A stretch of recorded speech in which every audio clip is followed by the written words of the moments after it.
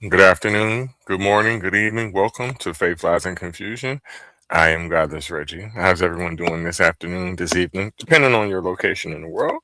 Again, I am Godless Reggie. This week's episode is entitled The Dreaming, okay? Or The Dream, depending on which variation of this particular mythology that you believe in, okay? So what this constructs of is Australian mythology, okay? So this comes directly from the Aboriginals, and I do apologize if I'm mispronouncing anything here, but this is what we're gonna talk about today. I like to speak on indigenous religious beliefs or spirituality prior to Abrahamic invasions. It's not always a thing, but I like to speak on that. So today's topic is the dreaming. So let's talk a little bit about it. As always, this is not something that I'm very educated about, so I'll be learning on the fly about this particular mythology or spirituality. Give me one moment. I'm going to pull up a little bit of information on it so I can read to you as I see it. Give me one moment. I'm going to use my favorite source, which is ChatGPT. Not saying it's always 100% accurate, but that's the first one I'm going to read from. Give me one moment.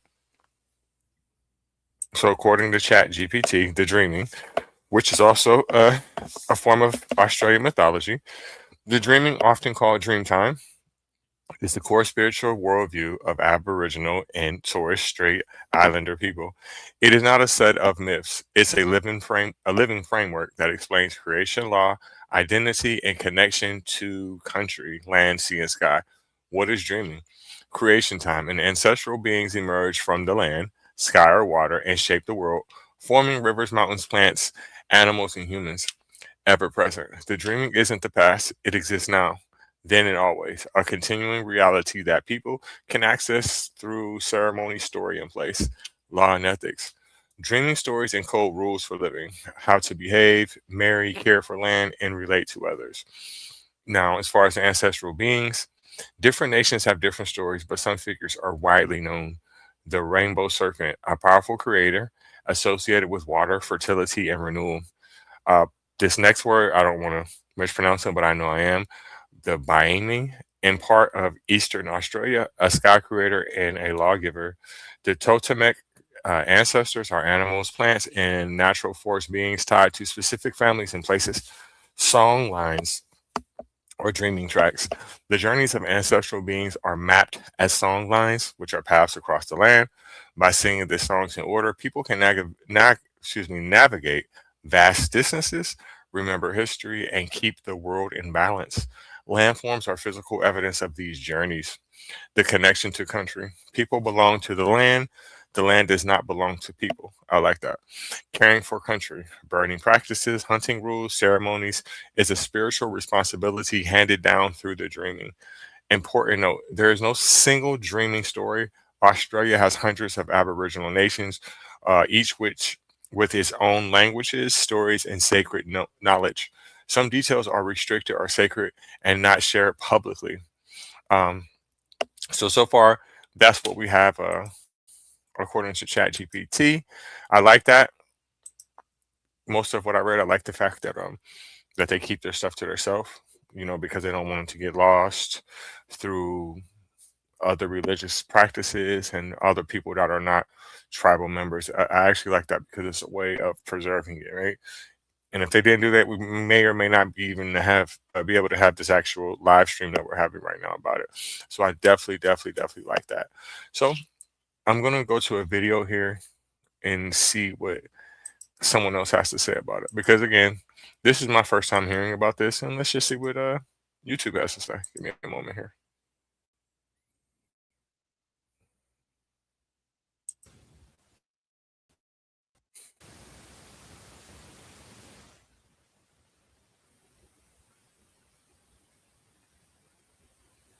Once there was nothing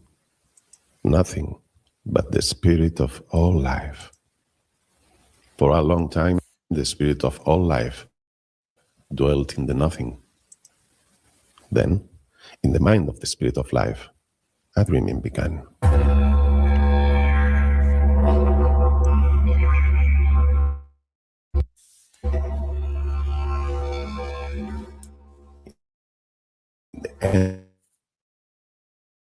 empty darkness, there was a dreaming fire,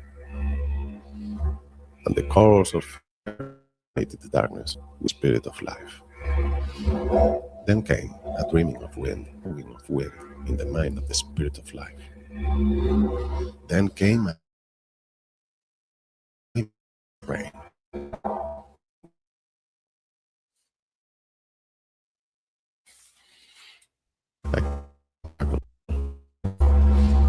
The battle of fire, wind, raged in the dreaming, and the great spirit liked the dream. So continued. Eventually, the battle waned between wind. The calm that followed brought a dreaming of earth and sky, and of land and sea. For a long time, this dreaming continued to grow tired of the dream. But the dream was not finished, and wanted the dream to continue. So life was sent into the dream to kneel, and for creator spirits to continue the dreaming. So the spirit of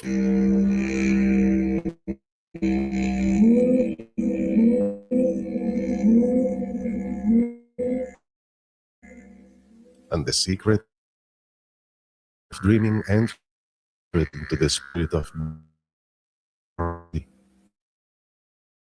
who is the fish. And Baramandi descended to the deep still water in the room. Into him. The dream took Baramandi waves and but he did not understand the dream and wanted to dream only the spirit of the Karaki, who is the turtle. Karaki paddled out of the waves, returned to the wet sand, and began to dream. Karaki dreamed the smoothness of pebbles and the warmth of the sun. But Karaki did not understand the dream and wanted to dream only of the waves and wet sand. So Karaki gave the secret of dreaming to the spirit of Bogai, who is the lizard.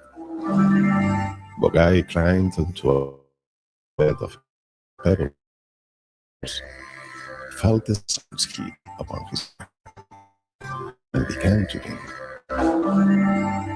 The dreaming flew Bogai through clearly, but Bogai did not understand the dream and wanted to dream only of the soft pebbles and sunshine. So Bogai ushered the secret of dreaming on the spirit of Banjil, who is the milked in under wings, soared in the cloudless sky, and began to dream. Banjil dreamed of the tall trees, the blanket of. But Banjil did not understand the dream and wanted to dream only of the wind and open sky. So Banjil released the secret of dreaming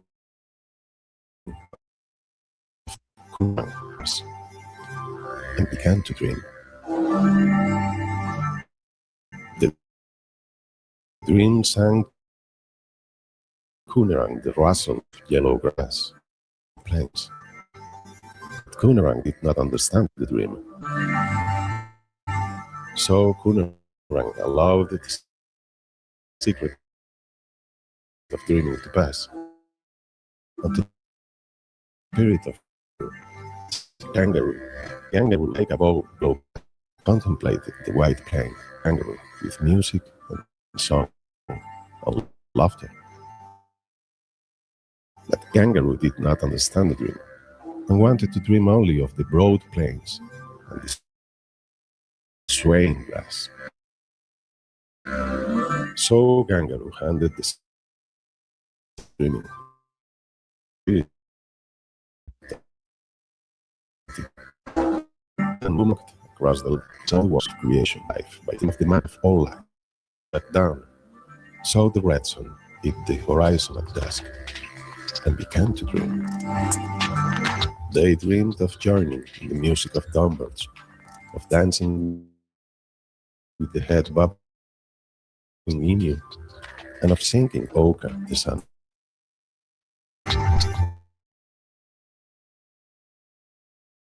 They dreamed also of the laughter of. So they continued to dream, and dreamed again all the dreams that had come before. They dreamed of the deep and tranquil water, of the waves and damp sand, of the rocks and sunbeams, of the clear sky and breeze, blankets and the night sky, and of the plains of yellow grass. And woman and man learned through the dreaming that all creatures were their spirit cousins, and they must protect the dreaming of all life. And they dreamed of their child, who they knew would soon arrive, dreamed of how they would teach these secrets of dreaming to his child who was not yet born.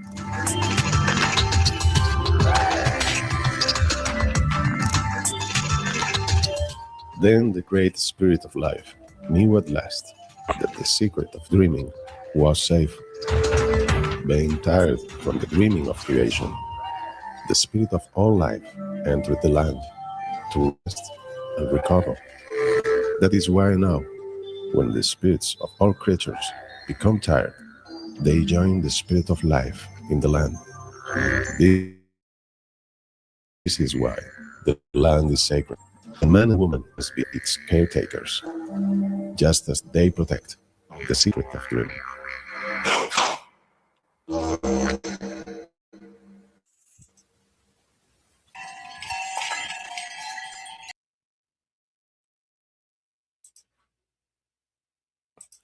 Okay. So even though that's mythology, I like that video. It has a lot to do with actual evolution, right? I was really paying attention how they were saying all species are cousins. That's true to a certain extent. All animals have some common ancestor, right? Especially if we're talking mammals in particular. So it's good that they know that. I like that. Um, it makes more sense than two people coming from Adam and fucking Eve, right? That doesn't make any sense, especially if we look at science anyway. So that's actually dope. I love that. So let me do a little bit more reading. I'm gonna go to Wikipedia. I also, before I do that, there's also one thing that I really like about indigenous people, Aboriginal people, Native people. The way that they think is so simplified in a way, right? But at the same time, it's so truthful, right? What I like to tell people when I'm having debates or conversations with believers of Abrahamic religions, I tell them that they're being intellectually lazy and things like that because they're basing their reality off of a book that a man wrote. But at the same time, when you look at indigenous people, Aboriginal people, their way of thinking in their life is simple too, but just in a more realistic way because they believe in things that they can see, right? They believe in things that have meaning, that have value, that have mass, that are real. It's not so much of mytho or something that you can't see that's not involved with you, right? So I really like that. I really like that, and that makes more sense to me. I'm not saying it's true, but it makes more fucking sense, right? So let me go to Wikipedia and see what they have to say about the dreaming. Give me one moment. Thank all y'all for taking your time out today to listen to me talk and learn.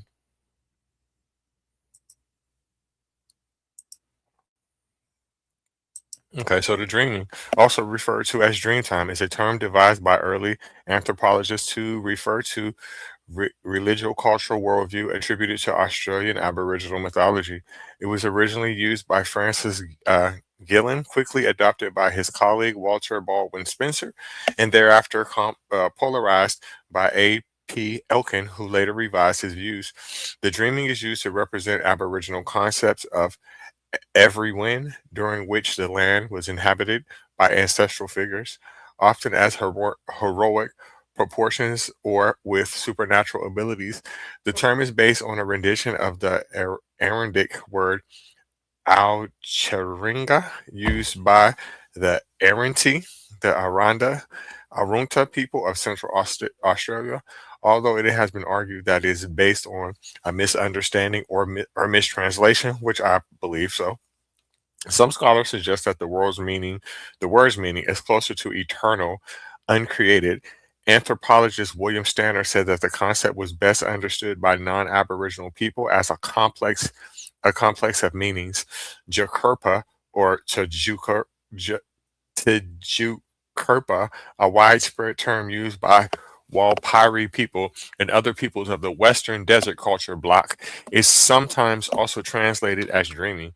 By the 1990s, dreaming is acquired its own currency in popular culture based on idealized or fictional concepts of Australian mythology.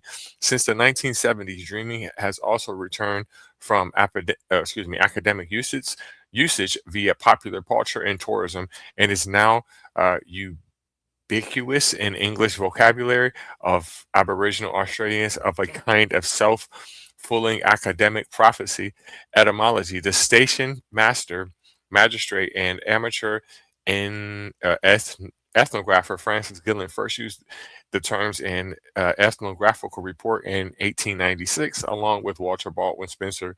Gillen published a major work, Native Tribes of Central Australia, in 1899.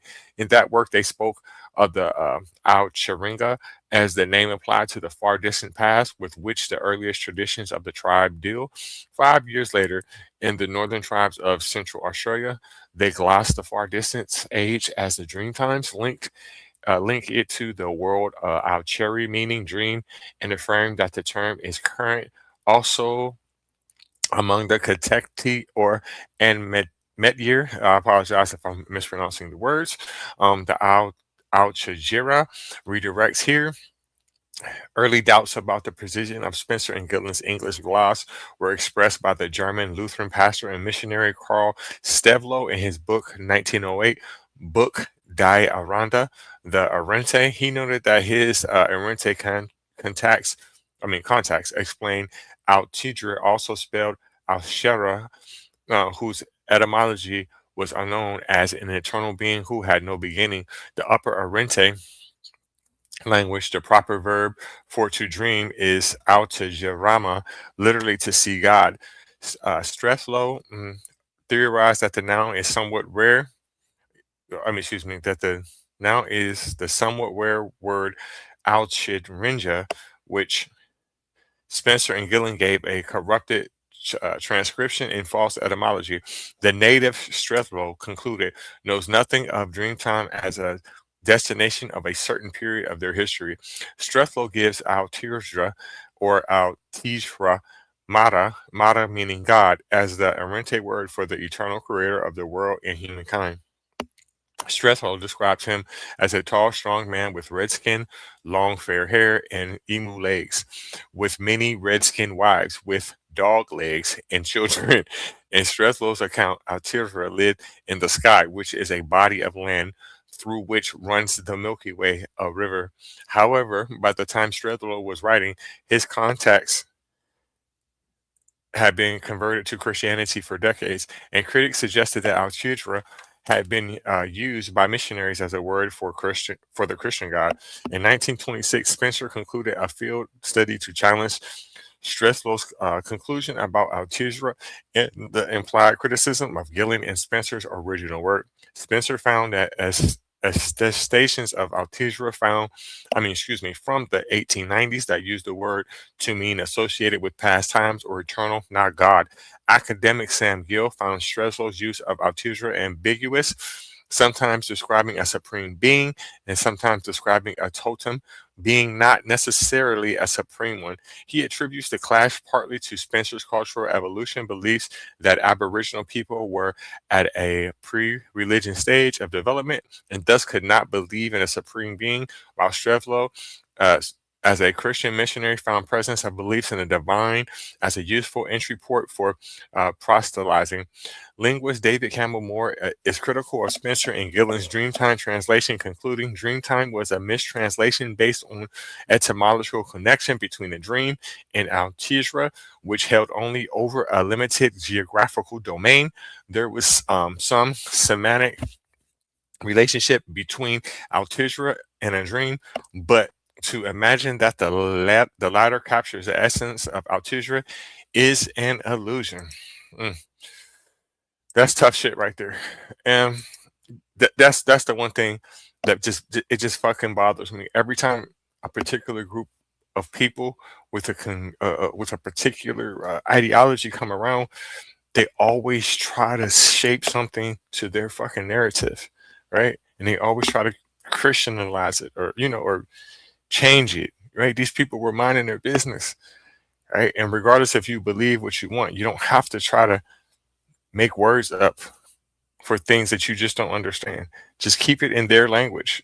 Then it will be easier for you to make it make sense later on. You know what I mean? It just, the whitewashing is just, it's irritating. It literally is irritating.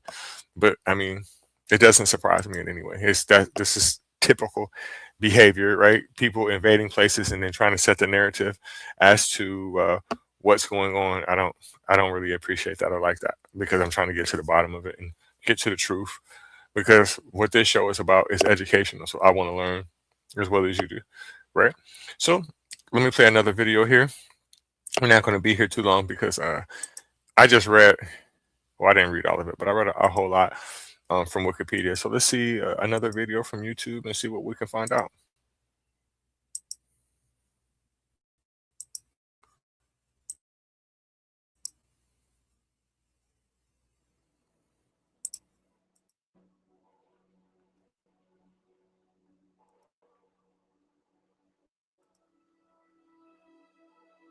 The sky descends, the dream of By Aim.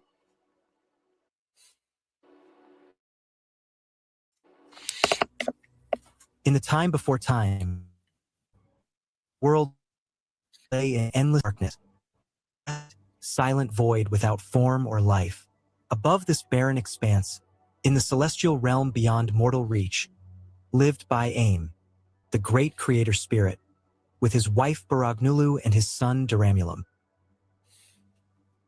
By Aim, wise and powerful, looked down upon the empty earth and felt a stirring in his heart.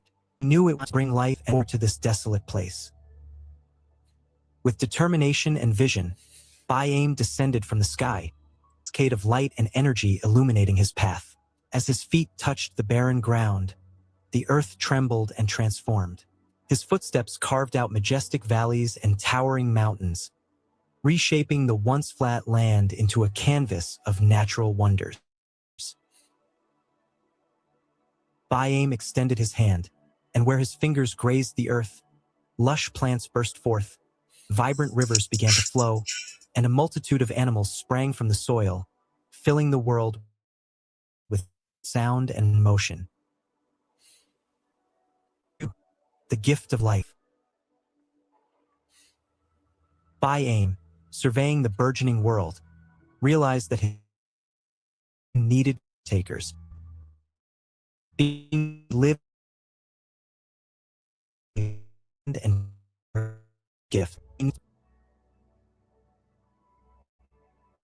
With great care and precision, he molded first people, crafting their forms with loving attention to detail. Each figure was a masterpiece, with strong limbs and keen minds, ready to embrace the life By Aim had envisioned them.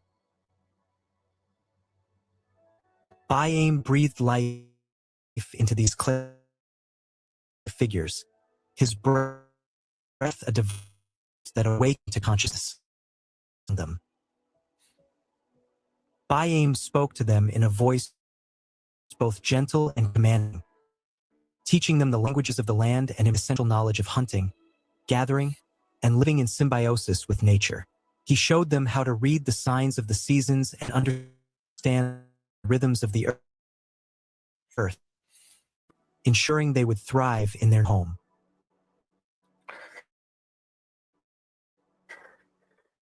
To guide them, By Aim them the sacred laws and comes respect, harmony. Teachings were woven into the fabric of their existence, providing a moral compass and a deep connection to the spiritual world. Chapter 3, The Creation of the Sky. Though the earth was now vibrant and teeming with life, it still lay shrouded in darkness. Baiame saw that his people needed light to see and warmth to sustain them. With a grand gesture, he reached into the heavens and placed the sun in the sky, a brilliant orb that cast its golden rays across the land. The people rejoiced, their spirits lifted as the sun's warmth kissed their skin and illuminated their world, bringing clarity and hope. As night fell, Baiame's work was not yet complete. He adorned the sky with the moon and a myriad of stars, each one a beacon of light to guide the people through the darkness. The constellations took shape, forming pictures that told stories and held deep meanings, connecting the people to Baiame and the cosmos. These celestial bodies became their navigational guides and keepers of time, marking the cycles of the seasons and the passage of generations. Chapter 4: Baiame's Return to the Sky. With the world now a flourishing paradise and the sky a tapestry of light and stories, Baiame knew his work was done. He gathered the people and spoke to them, his voice resonating with wisdom and love. My children, He said, I have created this world for you. Live in harmony with the land, cherish its gifts, and follow the teachings of the dreaming. Though I return to the sky, I will always watch over you. Baiame ascended back to the celestial realm, but his presence remained ever present. He sent his son Duramulam to be a mediator, and in wisdom and laws were upheld. The people honored Baiame through ceremonies and rituals, their dances and songs echoing the ancient stories of creation. They built sacred sites where they believed Baiame's spirit dwelled, places where the earth and sky seemed to. Through these rituals, they celebrated the legacy of Baiame, ensuring that his presence remained central to their culture and their hearts. Chapter 5: The Memory of Baiame.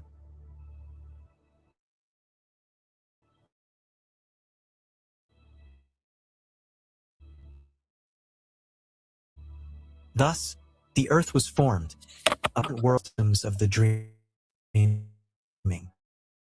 They remembered the story of Baiame, the great creator who descended from the sky to bring life and light, and who watched over them from the celestial realm. People ensured that the wisdom and love of Baiame would never fade, forever connecting them to the sacred earth and sky. Through their stories, dances, and songs, the legacy of Baiame lived on, a testament to the enduring bond between generations.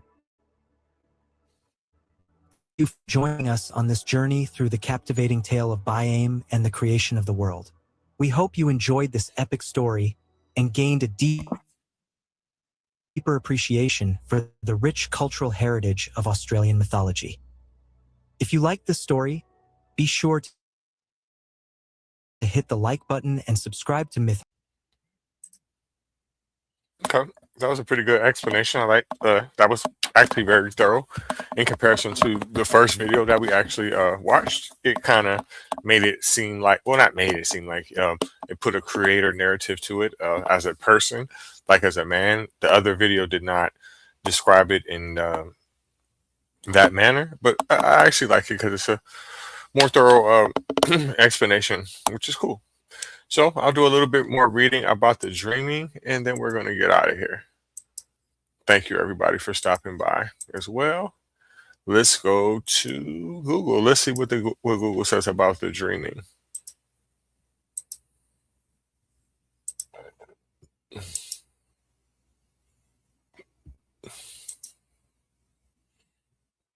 Okay, so the dreaming or dream time is a foundational 50,000-year-old Australian Aboriginal worldview representing the sacred eternal era when ancestral spirits created the land and life.